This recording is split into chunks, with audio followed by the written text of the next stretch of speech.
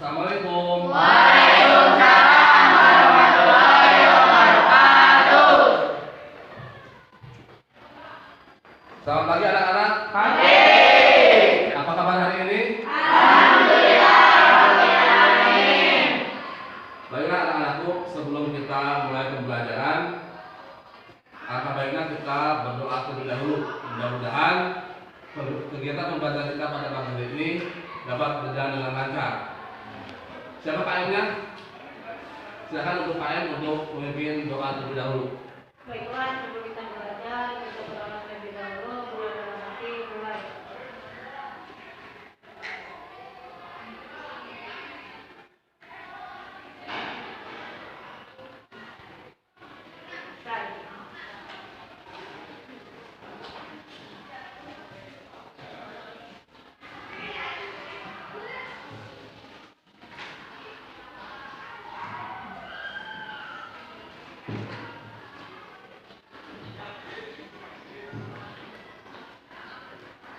Hari ini siapa yang tidak masuk? Riki. Kenapa Riki? Izin.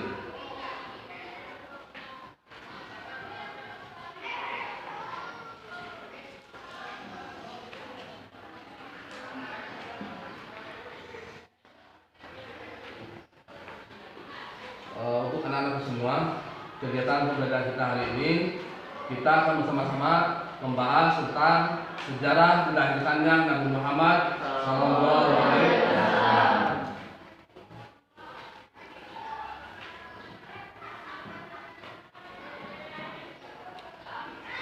Jadi, pada pembelajaran kali ini, sejarah tentang Nabi Muhammad SAW itu, yang mana supaya kalian semua mengetahui dan kita dapat meneladani perjuangan Nabi Muhammad SAW tersebut dan dapat mengaplikasikannya dalam kehidupan kita sehari-hari, terutama tentang sifat dan kepribadiannya.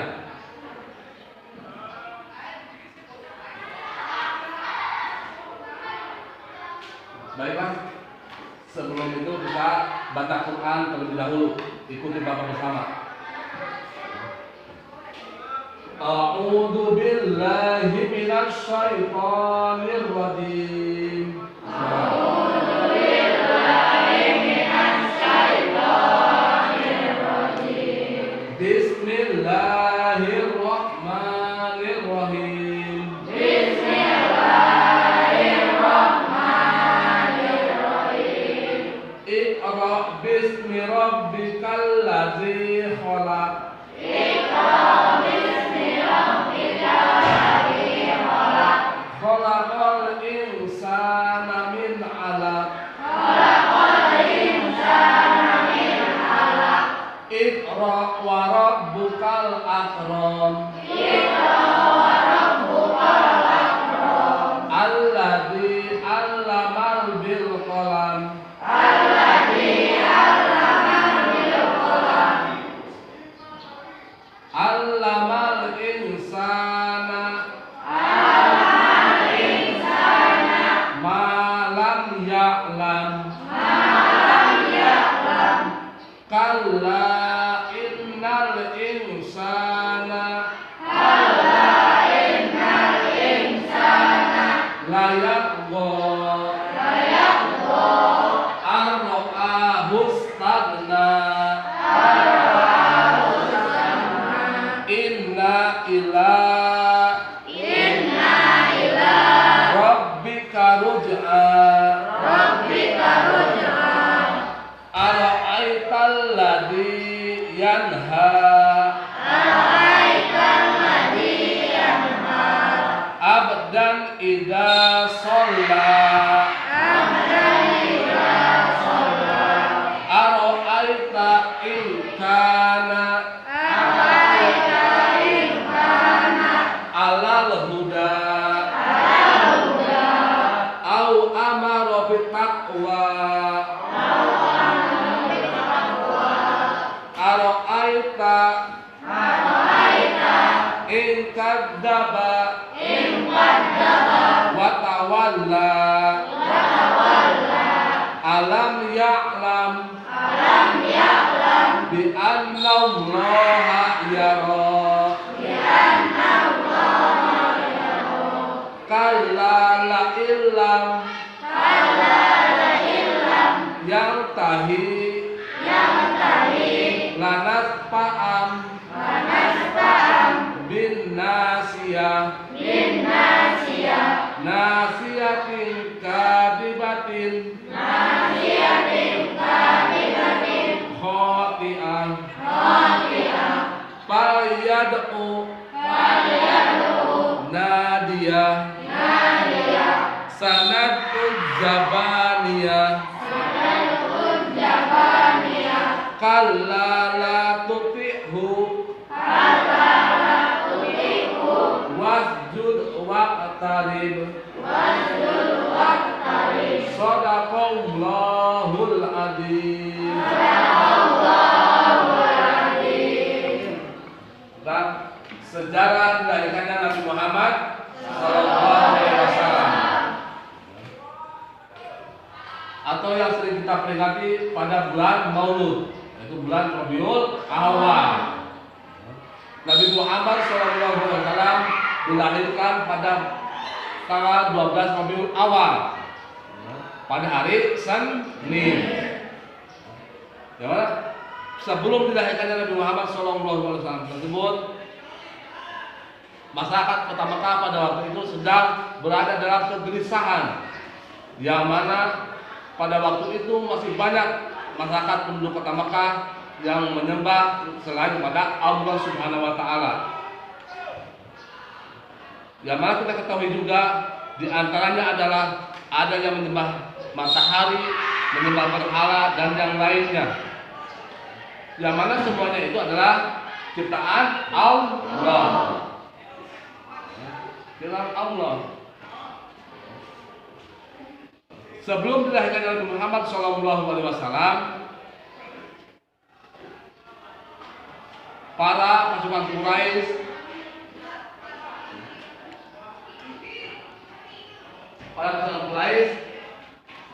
memberitahukan bahwa barang siapa yang punya anak laki-laki ataupun yang sedang hamil dan akan memiliki anak laki-laki, maka harus dibunuh.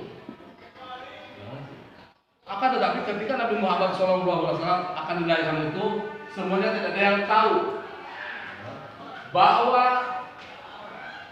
akan lahir seorang Rasul,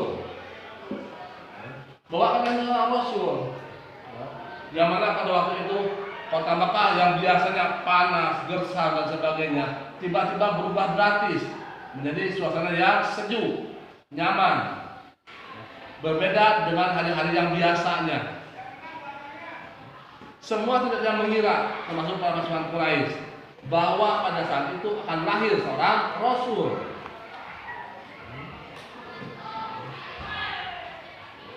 Singkat cerita, lahirlah Nabi Muhammad SAW.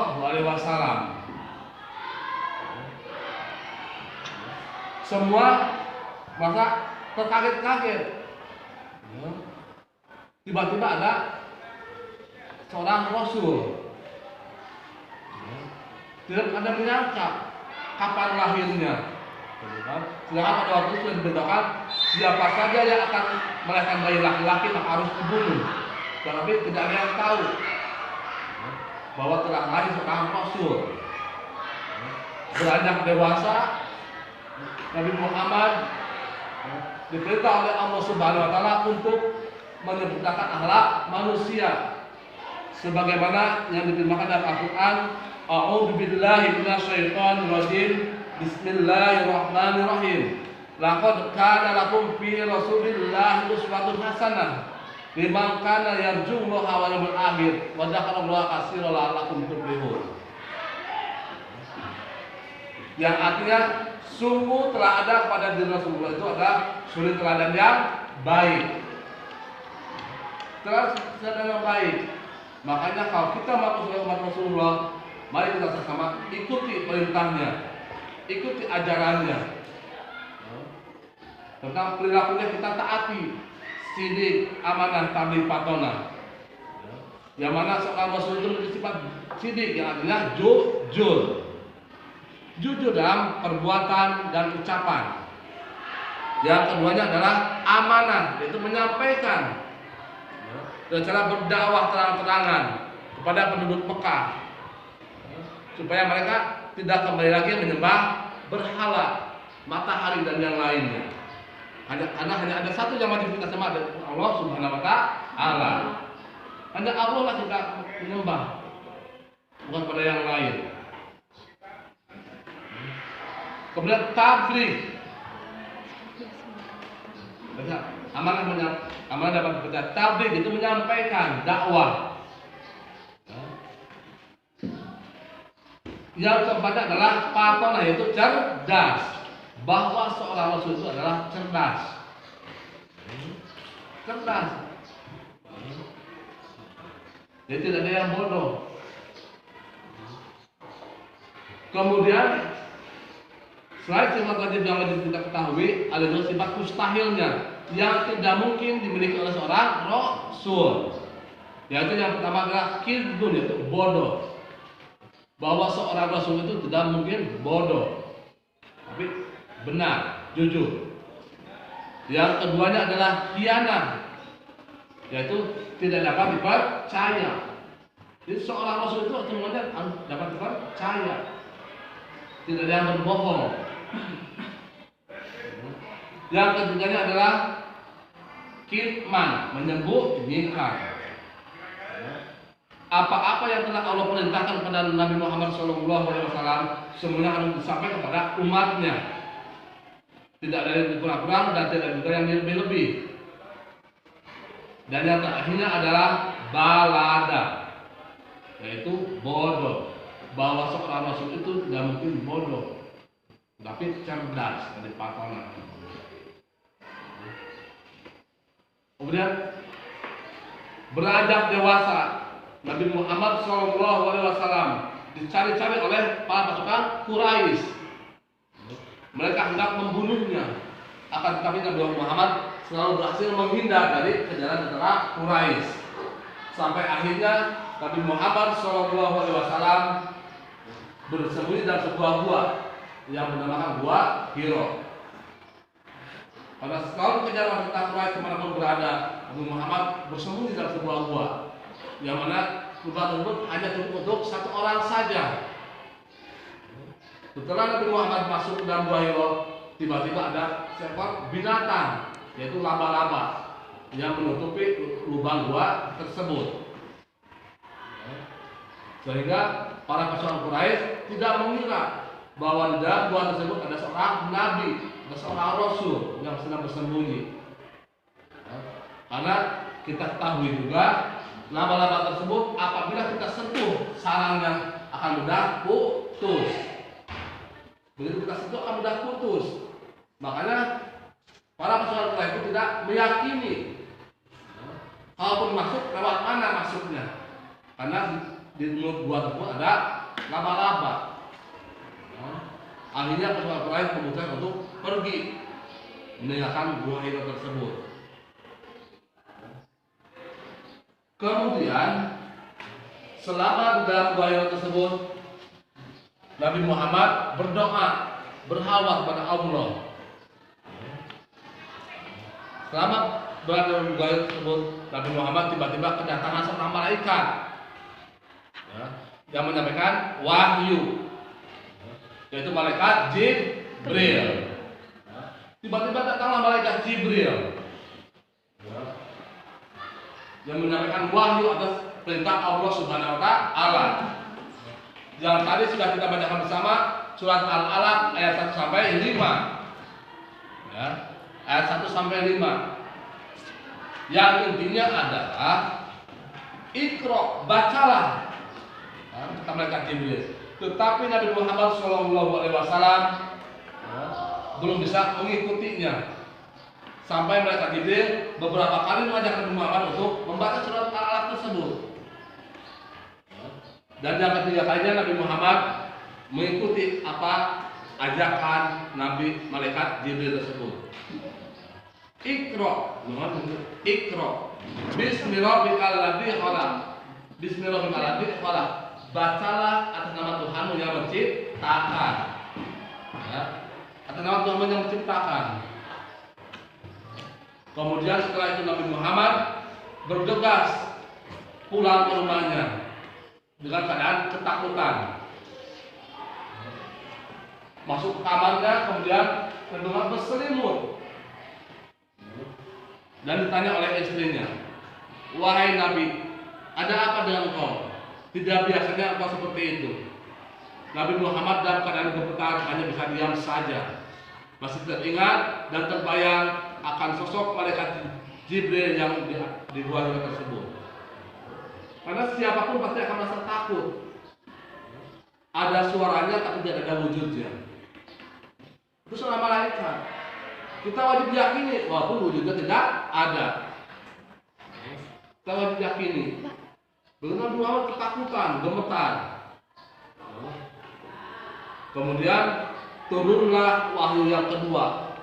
Ketika Nabi Muhammad SAW sedang dalam keadaan berselimut ketakutan, yaitu surat Al-Mudaththir ayat 1-7, yang artinya orang-orang berselimut. Artinya orang-orang berselimut. A'udzu billahi minasyaitonir rajim. Bismillahirrahmanirrahim. Ya ayyuhal mudaththir qum fa'anzir rabbaka fakabir wasiyabaka fatahhir warujza fahjur wala tamnu tastaksir warabbika fasbir. Ya artinya, wahai orang-orang yang berselimut, bangunlah dan berilah peringatan. Itu dituliskan pada Nabi Muhammad SAW. Maka pada waktu itu Nabi Muhammad bangun, bergegas, bersemangat kembali, menyampaikan kepada masyarakat Mekah bahwa saya telah menerima wahyu pertama dari Allah Subhanahu wa taala melalui perantara malaikat Jibril. Walaupun masyarakat Mekah banyak yang tidak percaya atas Nabi Muhammad yang telah menerima wahyu tersebut, tapi sebagian besarnya percaya bahwa tidak mungkin seorang nabi itu berbohong. Termasuk para sahabatnya, Abu Bakar, Utsman, Ali, dan Ali bin Abi Thalib. Hanya Abu Bakar lah yang selalu percaya. Makanya dijuluki Abu Bakar As-Siddiq, orang yang pertama yang selalu membenarkan ucapan Nabi Muhammad SAW. Makanya di sini,